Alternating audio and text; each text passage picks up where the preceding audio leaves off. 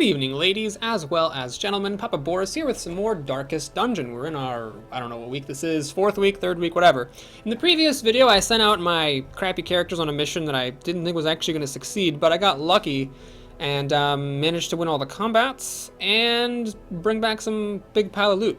So let's go ahead and learn some more game mechanics here and go on another mission with my actual team that I like because they're actually good.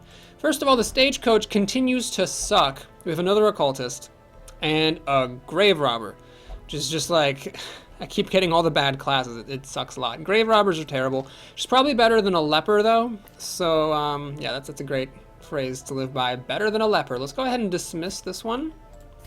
And we'll take her and we'll take a second occultist. Maybe that was a mistake. Maybe 2 lepers are better than 2 occultists. Yeah, that's definitely true. Well, it doesn't matter. I don't really care about any of these characters because these bottom 4 just all suck. But now these guys healed up their stress. This one, I believe, is no longer afflicted with paranoia. So now that their stress levels are down, we can learn some new mechanics and go on another mission. So first, the Nomad Wagon gives you the opportunity to buy trinkets. And trinkets are things that everybody can carry 2 of. They usually have positive effects and negative effects. So for example, this makes the Vestal take more healing, but lowers her overall health. And this thing causes you to resist stress more, but deal less damage. Honestly, some trinkets are really, really good. But for the most part, I don't think it's worth it to buy them from the Nomad Wagon until you're pretty well advanced in the game. Because the trinkets are not like a make or break kind of thing usually for success early on, but the money that you're spending on them is pretty ridiculous. You can spend these crests to upgrade the Nomad Wagon in a couple of ways. You can increase how many trinkets are available, and you can also decrease how much they cost. So eventually you can upgrade this just for the hell of it, because you're going to be getting crests from every single quest you do, unlike busts, paintings, and deeds, which only come up from certain quests. However, right now it's not really something I'm concerned about in the slightest. We also got the Survivalist. Now, what the Survivalist lets you do is change a hero's camping skills. You can pay money to open up different camping skills for the character, and the character can have only 3 selected at a time. Now, you might be wondering, what the fuck are camping skills? Well, that's something that we'll do in this video. We're going to go on a medium-sized mission so you can see what camping is like. Now, the benefits here are very straightforward. You can just upgrade this to make it cheaper to purchase new camping skills. Okay, but what we really want to do now is, first of all, upgrade our team of characters that we actually care about. So we're going to go to the guild. Unfortunately, I am going to be a while away from being able to upgrade to level 3, but these guys are going to be a while off from even being able to have skills at rank 3. So I'm just going to go ahead and upgrade this to make my skills cheaper to upgrade. Bink. And now let's go ahead and bring up our Crusader. So what you can do here at the guild is purchase new skills. Remember, you can only have 4 skills available at a time, but this lets you switch up what skills you're using, and you can upgrade existing ones. To be able to upgrade your skills to level 1, your character, or level 2, your character has to, reach level 1. Once your character reaches level 2, you can upgrade your skills to level 3, and so on. So for example, Flambard cannot upgrade his skills because he's just a new guy drug in off the stagecoach. But everybody else, who's been on a mission or 2 and is at level 1, can upgrade their skills. So let's do it. For the Crusader, this Bulwark of Faith skill is honestly pretty crappy. So is this Zealous Accusation. So Zealous Accusation lets you hit both of the people on the front line for 60% of your normal damage. I don't find that to be worthwhile most of the time, simply because I'd rather hit one of them harder with Smite and kill it. And there's just other skills I'd rather have. So what I'm going to grab is Holy Lance. Now the Holy Lance skill I like a lot because, thanks. Because this actually gives the Crusader something to do if he falls into the 3rd or 4th position. Otherwise, there's nothing for him to do there. And it's a very cool skill. You don't have a damage penalty on this skill. You can hit the back line with this skill, and you move forward 1 space. It's a really great skill. I'm going to go ahead and upgrade it to level 2. The other skill I'm going to take is Inspiring Cry. This skill I think is actually probably a little bit broken, although it's not obvious. I suspect it will get nerfed at some point, but this skill can be used from anywhere. You can target any of your party members. You heal them for 1 point, you reduce their stress by 4, which is significant, and then you increase the light level by 5. So by having this skill and by using it, you can reduce how many torches you have to use, and you can also reduce how much stress your heroes take during the fight, so that you don't have to pay as often for stress outside of the missions. What's weird is that upgrading it to level 1 doesn't actually change anything, you might notice, but at level 2 it does get a little bit better. So I'll upgrade it later, but there's no need to upgrade it now. I'm obviously going to upgrade Stunning Blow. That's really, really nice. It increases accuracy, so I miss less. And it also increases the percentage chance of the stun. And I'm going to upgrade Smite to increase the accuracy of that skill, and it also makes it so that it has a little bit more of a critical chance, and it deals a bit more damage to unholy monsters. Alright, so that's it for our Crusader. One moment, please. Let me close the door. Okay, so let's next up bring up our Highwaymen. So this guy, I'm going to change the skills up a little bit. Take Aim, I'm not a big fan of. I don't generally want to spend an entire turn just buffing my abilities when I could be helping to bring down a monster. So this is a skill I'm looking to replace. There's a couple of different options here that are interesting for him. Duelist Advance has a small negative damage percentage. But what's good about it is that it moves you forward one space. So if you fall back, you can still use it. And you can hit anybody with this. So that's a pretty good skill. Point Blank Shot, I'm not a super big fan of. This actually increases your damage. Notice that damage mod is positive rather than negative number. And it knocks the person back, all of which can be nice, but it's very limited. Notice you have to be at the front of your team, and you have to use it against the first person on the front of their team. So it can be useful, but it's a bit situational. And then Wicked Slice is just very straightforward. You can hack at one of the people in the front row, so it's just a skill that you can use in a variety of situations. So there's some options here. One of the things that you could consider is that since there's a lot of undead in the ruins, Open Vein, which does bleeding, isn't a particularly great skill to have. The Pistol Shot is also a little bit weak. It has a high crit chance, but its damage mod is negative, so compared to, for example, the Duelist Advance, you know, the Duelist Advance has a slightly smaller negative damage modification, and it moves you forward. So there's a couple different ways we could do it. What I'm going to do, I think, is actually maybe try the Point Blank Shot and the Advance, so I can move forward and then maybe shoot somebody in the face. Well, I haven't actually played as much with the Highwaymen, and usually by this point I will have replaced him with a Barbarian called the Hellion, or a Bounty Hunter, but here the stage coach has not been kind to me, so we're going to have to go outside the box a little bit. So we're going to go ahead and try the Advance, try the Point Blank Shot. I'll stick with Grape Shot Blast in those situations when I want to hit multiple things at once, and for my last skill, should I take the Slice or stick with the Open Vein? They're both very similar. They can be used from the same position, against the same enemies. Yeah, we'll just keep the Open Vein. That's close enough, I think. And we're going to stop using the Pistol Shot.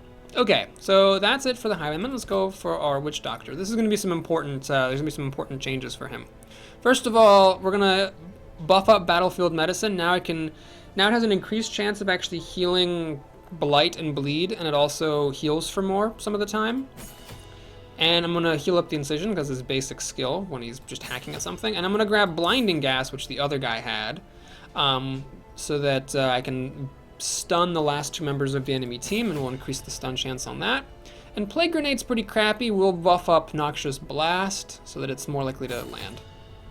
Alright, let's look at our healer. I'm going to open up Divine Grace. It's a single target heal. I'm going to buff that as well as the party heal, and this is a really, really huge difference. Now it's a guaranteed heal 2 for the whole party, which is pretty sick. I'm also going to grab Dazzling Light, which is a stunning skill, and buff it up. And Mace Bash can just die in a fire. So for the fourth skill, honestly, I'm going to just stick with Judgment because it can be used from the back lines. Hand of Line is from the front line. Illumination you can't use if you're the fourth spot. So I'm going to go ahead and grab Judgment to make sure I've got an attack skill I can use for the fourth slot when I don't want to stun something. Okay, so you have to remember when you upgrade your skills to go in and actually pick the skills that you like. So goodbye, Bulwark of Faith and Zealous Accusation. Hello, Inspiring Cry and Holy Lance. For this guy, goodbye, Pistol Shot. Goodbye, Take Aim. Hello, Point Blank Shot and Duelist Advance.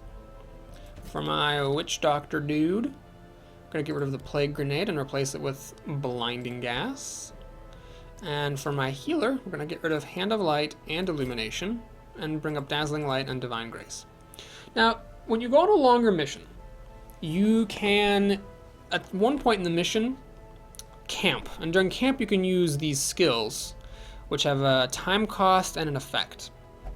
The skills each cost amount of time, and you have a total of 12 time while camping. So we'll see them when we get there. There are 7 camping skills each character has. You start with 3 of them.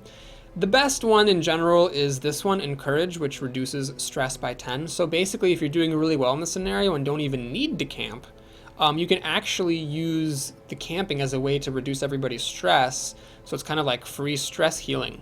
The price for that, of course, is you have to survive on a longer mission. But if you are a little bit overpowered, you can make really good use of that. Let's see what the Witch Doctor has. Stress resist isn't as good as stress reduction. That's a pretty crappy thing.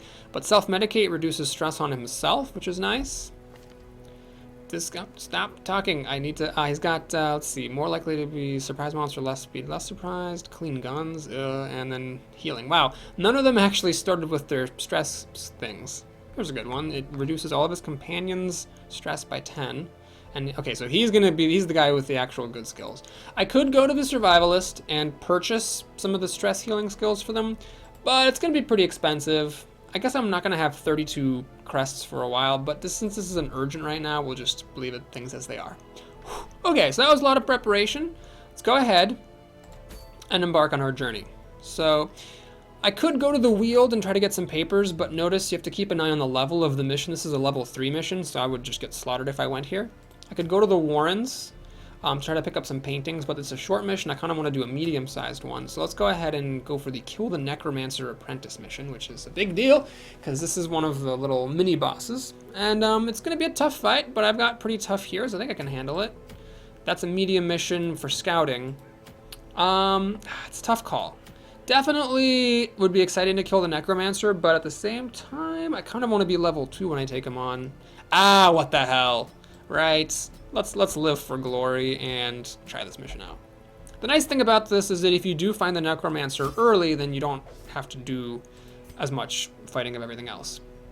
So for a medium mission, I find that I usually end up needing 16 food. So basically, and then 12 torches is a good number, so basically a stack and a half each of food and torches. And then since the mission's longer, you can consider buying extras of some things.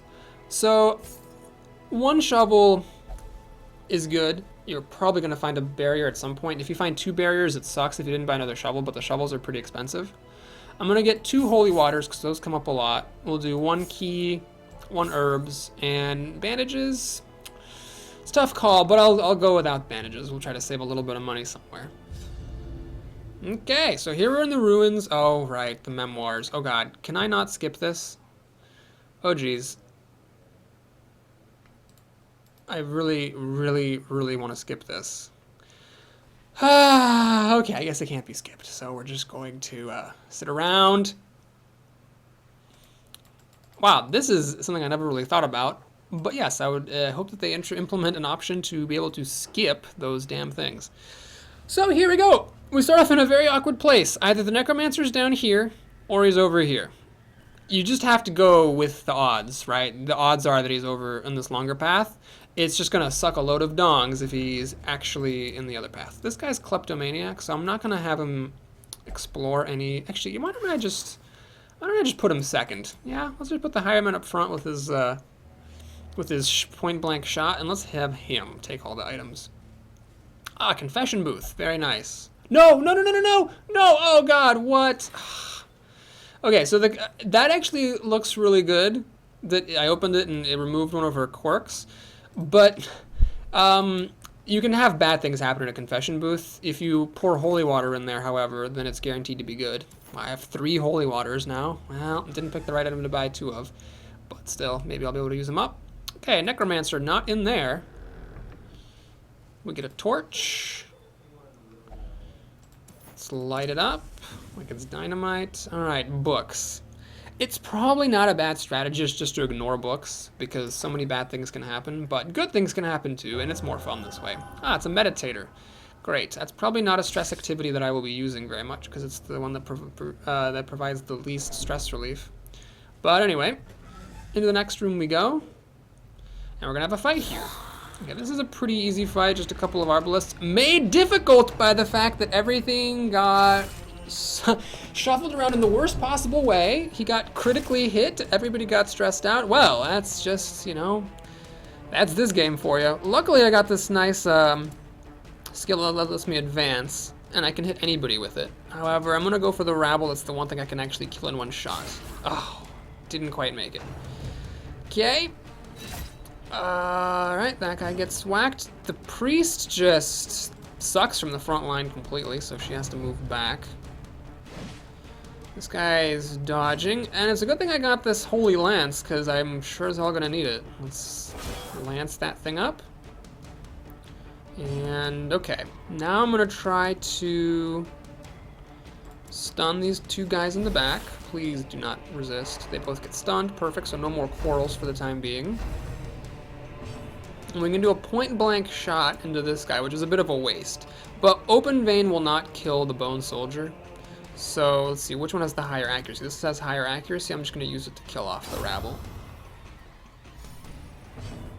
Okay, we can use Divine Comfort to heal up the team, which is good. And she's going to take a hit for the team. No, she dodges. Nimble little girl. You can see, by the way, why I took Holy Lance. If I hadn't, all you could do from back here is use this Inspiring Cry. This way, I get to hit the most important target, kill it, give everybody some stress relief, and put the priest where she belongs. So if you were thinking, like, man, why take Holy Lance just on the off chance that you end up being 3rd or 4th? Well, this is why. It actually is something that, you know, comes up a non-zero amount of the time. Okay, let's go ahead and just kill that guy off. And, oh, did I forget to change the priest skills? Oh, no, I didn't. Okay, she just couldn't use Divine Grace when she was up front. Right, you have to be 3rd or 4th to use that. Okay, it's a point-blank shot, try to kill this guy off, and we do. And it's kind of a nice thing that the Highwayman and the Crusader have got going here. He can point-blank shot and scoot back, and then duelist forward to scoot up. That can lead to some tricks. Anyway, let's go ahead and open up the sarcophagus. It's locked. I always want to read this text, so since it's locked, I want to use the key. If you try to unlock a locked sarcophagus without a key, you're going to have a bad time. Alright, we have a combat right away as we walk down this hallway. But there's nothing I can do about that. Do I want him up front? I'm actually going to switch places. It's nice to have him second so he can use that Holy Lance. There are a lot of undead enemies. Grave Nibble is a very unfortunate skill because it causes stress. Luckily I dodged it. Yeah, we'll go ahead and do... You know what? I'm dumb. I really shouldn't keep Grape Shot Blast, should I? Actually, I can, because he can be used from the 2nd position. Yeah, that's fine. So it's point-blank shot. Try to kill this maggot. And scoot back. My poor witch doctor gets bitten. He's going to get blighted. No, he resists. Perfect. So I'm not going to use the group heal because the only damaged guy is this bandit. I mean, these guys are damaged a bit, and the group heal would heal them, but I'm more concerned about him than topping off everybody else. Let's see here. These guys both resist. This guy resists blight, but this guy doesn't.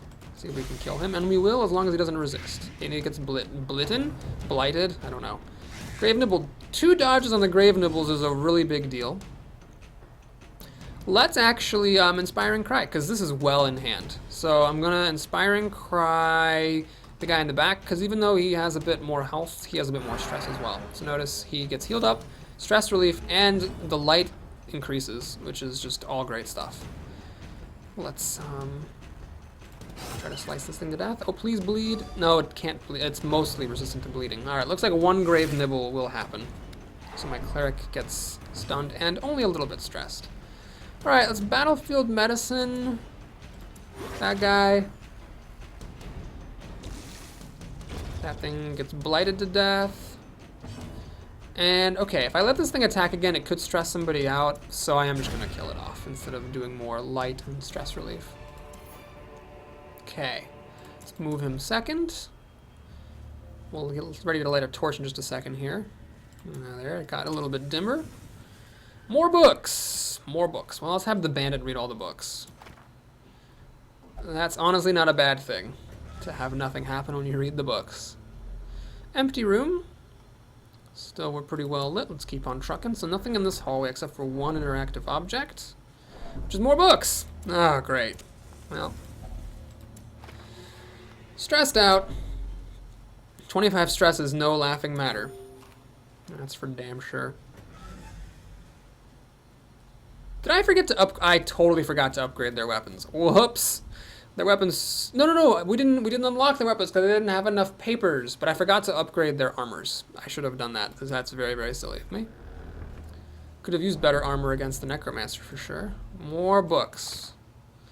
That's a good thing to find. It's nice to know what you're getting into.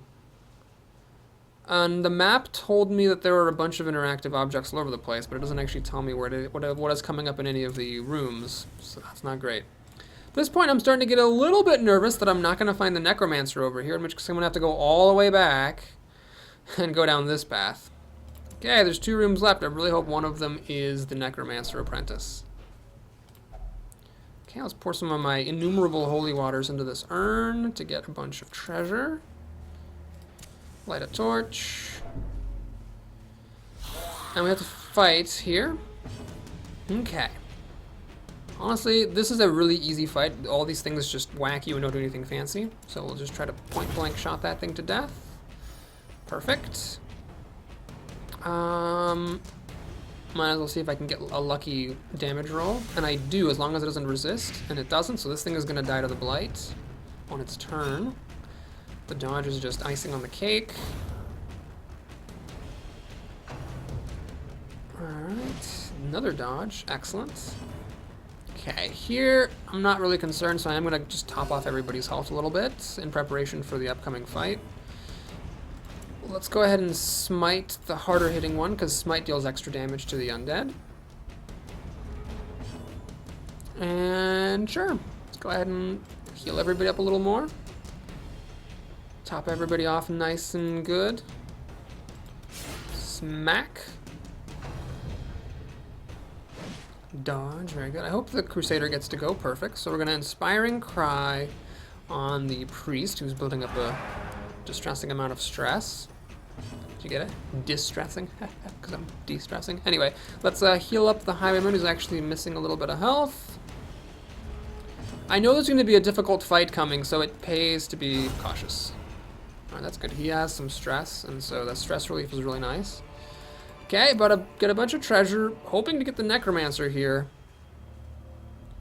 And, oh, it's a fight, but it's not a Necromancer, which is like the worst thing possible. Luckily, however, everybody's surprised. So let's point blank shot him. Crit kills it, which is very nice. Now if we can kill off the front guy, then the Arbalists won't be able to shoot Corals. That is 7 damage to him, so I just need to hit him for 3 more. I'm gonna, just as a backup, let's see, I could Dazzling Light. If I deal at least 3 damage, this thing will die. But if he doesn't die, I'm gonna wish I had just stunned that guy. I'm gonna try to stun it with Dazzling Light. So deal a bit of damage, stun him, get a little bit of torch action going here. Okay, smite this thing to death. Now these guys can only do bayonet jabs, so I am gonna take almost no damage from this fight. Do a Duelist's Advance. Take their bayonet jabs and like it. Is it worth Divine Gracing him? Not really. Let's just try to stun the one with more health and finish off the one that has less. Okay, he will die to Blight. And the other guy's stunned. So everything is very well in hand here. I'm just going to do some more stress relief. Even though he has less stress, the healing could actually matter here, so I'm going to go ahead and heal him up. And is everybody at full health? Notice how just upgrading everybody's skills a little bit makes a huge difference. And by the way, being able to buy the skills that you want, it just makes a really, really big difference in your ability to succeed. So this guy's dying to Blight, this guy's stunned. I'm not that concerned. I'm just going to heal up her stress a little bit. That thing gets Blitten, which I will assume forevermore is the past tense of Blight. And sure, I'll take a shot at him.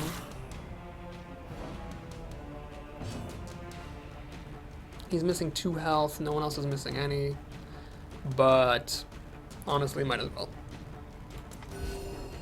Heal up all the way. And if I passed, I could let this guy do a little bit more stress relief. But we're getting to the point where it actually might cause stress to keep toying with my enemy, so I'm just going to finish things off. We got a disease charm, so you get more disease resistance, but you lose health. That seems terrible. It's unlocked. Let's open it up. Tons of money and some food. Okay, perfect. So we might as well go down to this last room and see if the Necromancer's in here. Really would like to see the Necromancer there. Ugh, Bone Courtier is a problem. Okay, so we need to kill this thing off. I can't from where I am as the Highwayman, so let's shoot the rabble. Scoot that guy up a little bit. And I could now stun the Arbalest, but I think I'm going to try to just get lucky. Alright, so this thing will need 2 more damage to die. Okay, now that it took a turn, it'll just die to Blight next time. Notice how being second, he used Knife in the Dark instead of the Tempting Goblet, which is very, very good. Okay, we'll go ahead and kill off the Bone Soldier in extremely high fashion. Get some stress relief. And now none of these guys can use their good abilities. Actually, can the Bone Courtier use a good ability? Well, it's going to die to Blight, so that's fine. Let's see, we're missing 3 health there, 2 health there. This thing's at full health.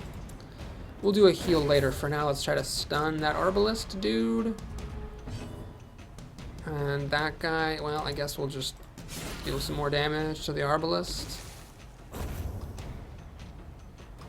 Okay, so we have a stunned Arbalest. I think we're in pretty good shape. I need my Crusader to go so that he can do his stress relief.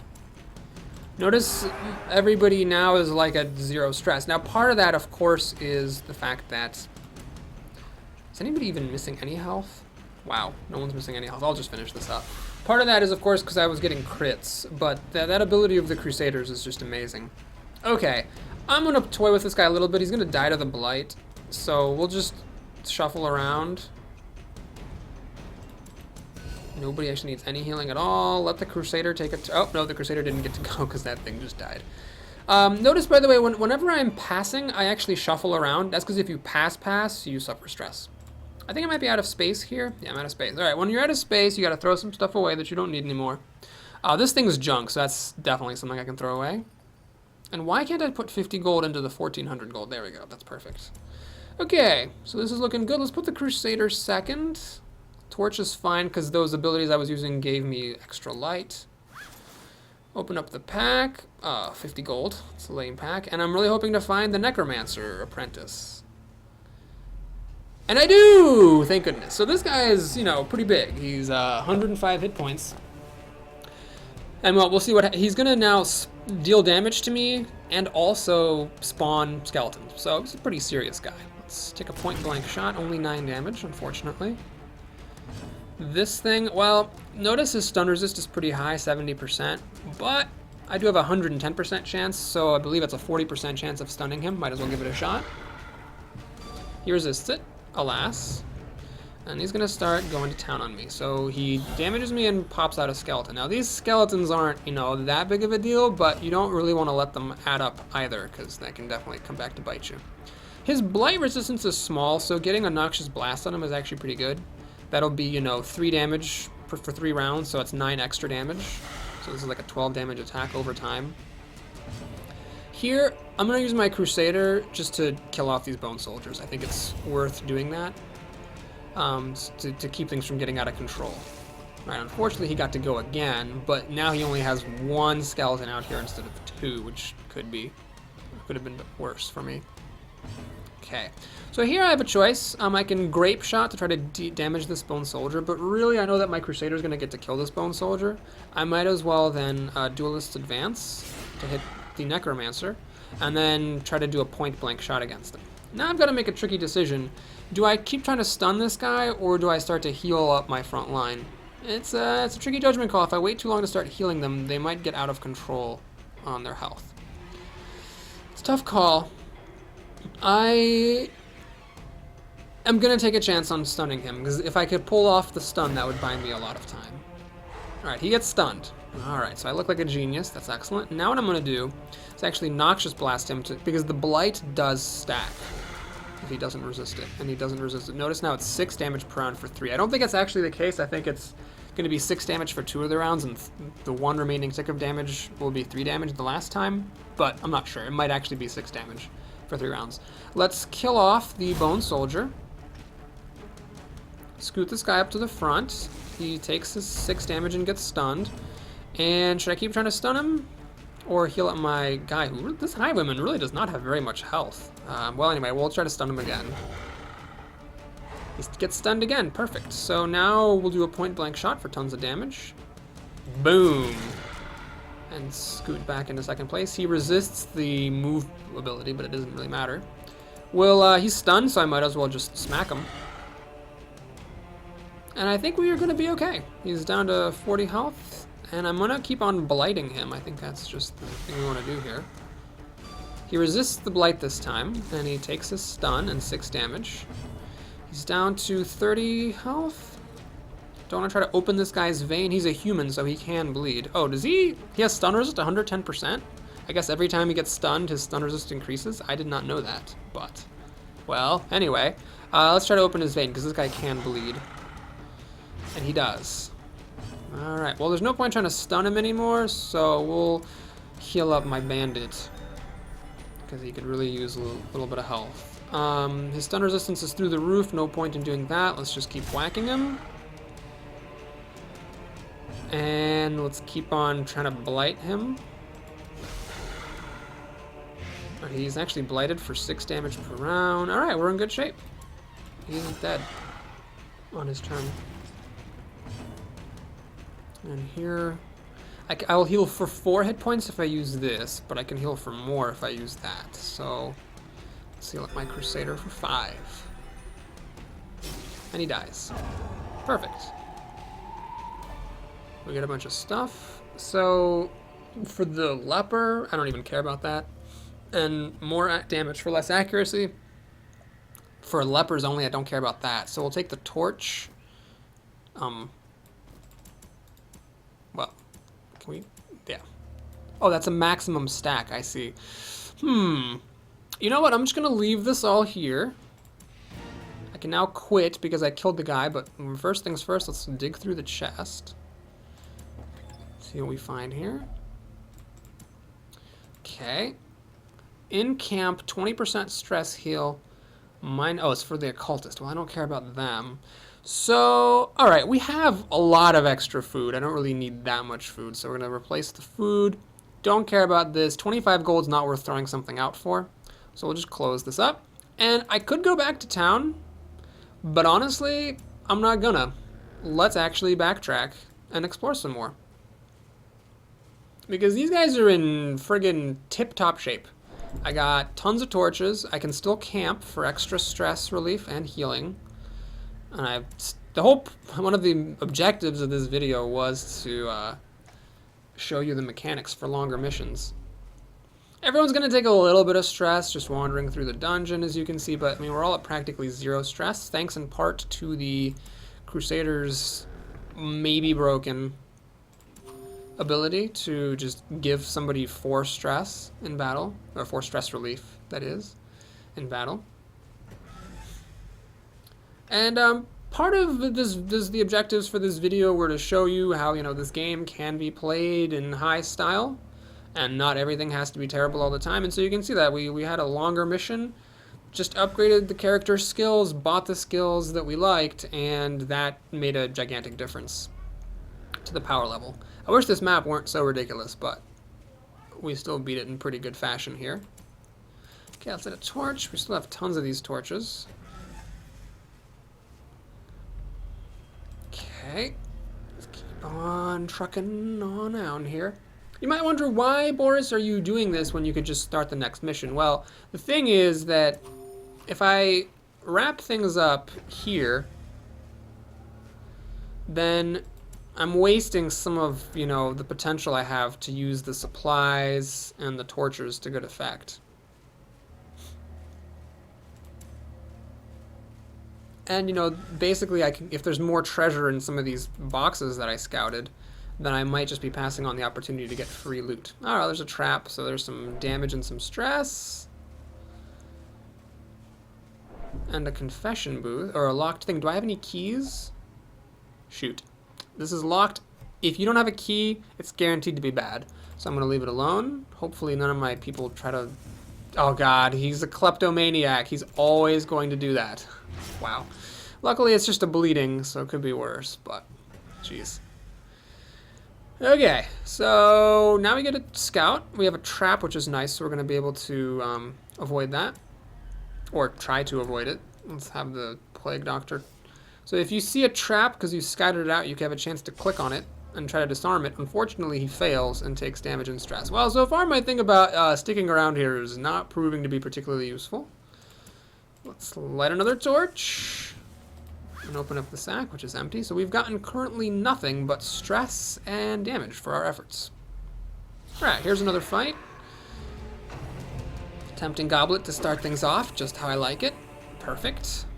Alright, I really probably should have just quit while I was ahead. Let's go ahead and do the Duelist's Advance, though, and think, do I want to attack this guy? I'm not going to kill him. He's probably going to get... yeah, I'll just attack him. And, okay, I'm glad I did that, so that there's some stress relief and a good kill. Now, I could try to heal him up, but I think I'd rather just stun somebody. So we'll stun the guy that causes bleeding. He resists it. Only 25% stun resistance. Well, because of that, I get rent. No, I dodge. So it's just as good in the end. Alright, please don't get stunned. You get stunned. Okay, that's a really good ability with the pushback and the stun combined. Oh my god. Wow, I really should have just quit after killing that Necromancer. Everybody's getting stressed out now. It's getting to be a problem. Well, let's see if we can make the Cultist Brawler bleed. It would seem that we can. My guy's stunned, which really sucks. And the bleeding's not going to kill him. I could try to heal the team, or I could just finish this Brawler off. I'm gonna finish him off. So I don't need the healing from Judgment, so I'm just going to do that to increase the light level and finish him off. And we'll do a point-blank shot. That's quite a bit of damage there. Now the Cultist is in front. Oh, he can still do stressful incantations, even from the front. Well, good to frickin' know.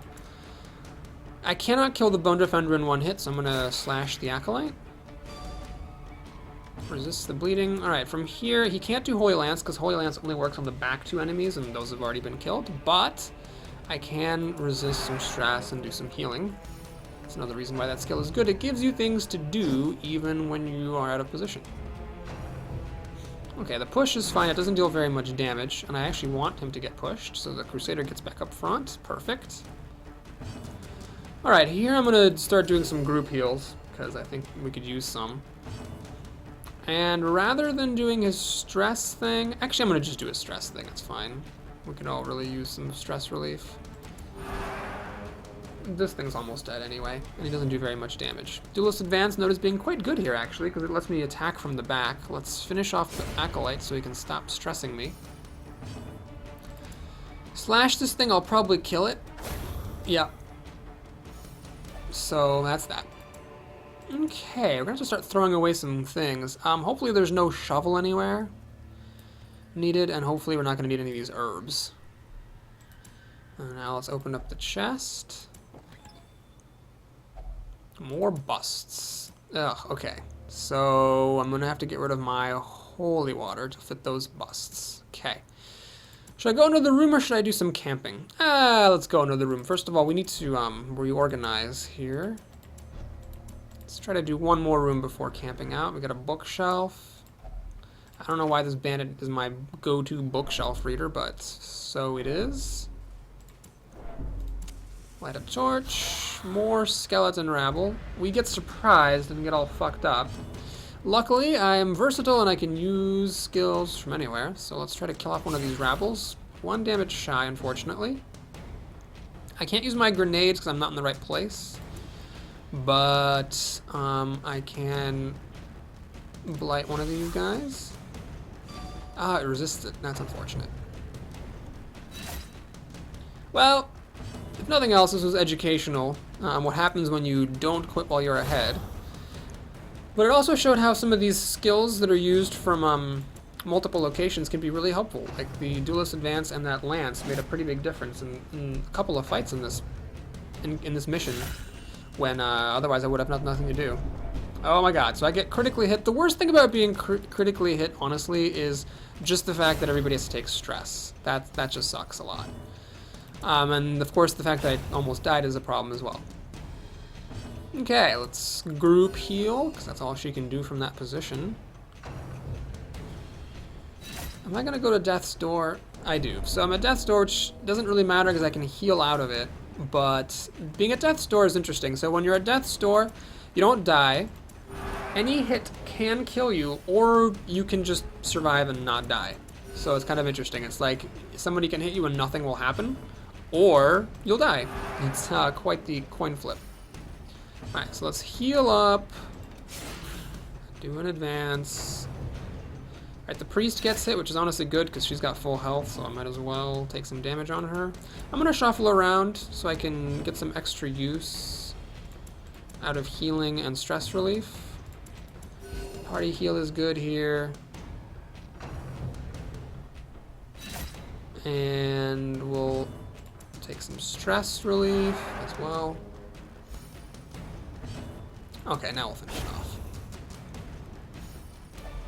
That was actually kind of a difficult fight. This is 500 gold. I don't think I can actually replace anything anymore. Well, this is only 200 gold. Okay, so we'll do that. Close. Alright, let's make sure we're in position. And okay, hoping there's no combat in this room. Let's see what it is. I haven't scouted it, so I don't know. No combat. Perfect. So here we'll do the camping, finally. So when you camp, you first have to decide how much food everyone eats. If you don't eat anything, it's bad. You take stress and lose health. If you take half rations, nothing bad happens. You can heal up a bit if you take full rations, and you can actually lose stress if you feast, but that would take 8 food. I'm not going to finish exploring that last room, so we're just going to go ahead and... Well, am I going to finish it? If I am not going to finish it, I might as well. It doesn't really matter what I eat. Well, let's just do that. So now we're chilling out, and we can use our little abilities. We got 12 units of time, so I'm going to go ahead and give a zealous speech, so everybody's stress gets reduced by 10. And then I'll also encourage my witch doctor buddy to not be so stressed out. This guy, remember, he doesn't have anything good. This guy can self-medicate. I probably shouldn't have used that other guy's thing on him, but that's fine. So we'll self-medicate there. He can pep talk and that, which is pretty pointless. She can bless and pep talk. All right. Well, I guess what I'm gonna do then is just let's just heal up this guy's wounds, and yep, we'll go to the last room. So during resting, it's possible that monsters will come and attack you. Hopefully not, though. I don't want to have to do another fight. Perfect. So let's go to that last room. Oh, I threw away my herbs. So this thing could hurt me, but it also could have some good stuff inside it. Alright, Ice Wings shut on me, which gives me claustrophobia. I don't actually know what claustrophobia does, but that can happen when you mess with Iron Maidens. And here it is. We might have one more fight in this last room. And we do! Oh god, 2 of these guys. Oh, that's just terrible. So I gotta take a bunch of stress here. Unless I can get a stun off on them.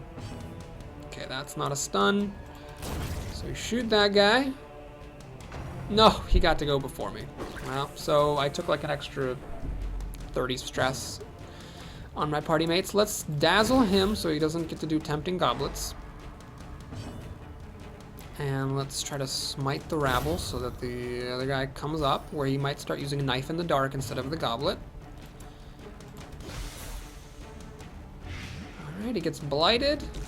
Please, no tempting goblet. Ah, it's tempting goblet. Fuck. That's a really annoying thing to find. Okay, so this guy will die to blight, so we're gonna try to stun that guy. At this point, nothing matters. We're at the end of the dungeon, except for one thing, which is the Crusader's stress reduction ability. And we got a critical hit to reduce some stress further. So this guy is gonna die for sure. So there's no reason to maybe to not try to have the Crusader take another turn. Perfect. Who was the most stress? 26 up here, so let's reduce his. After killing the Necromancer, I had almost none. Unfortunately, the rest of the dungeon wasn't as kind to me. But we're doing pretty good here. So we're taking all this stuff, and it's time to leave the dungeon. Well, that was quite the long video. Thank you so much for watching. I hope you enjoyed it. Please like and or subscribe if you did, and you want to see what happens next. Then stick around. We'll see more in the next video. Alright, for those of you who want to do the bonus round, we got some paintings. That'll be nice. And the Crusader gets an ability. He's resilient. Very nice. So he's level 2. These guys are only level 1. That's fine. Let's return to town. Alright, everybody. It's been fun. I'll see you again real soon. Take care.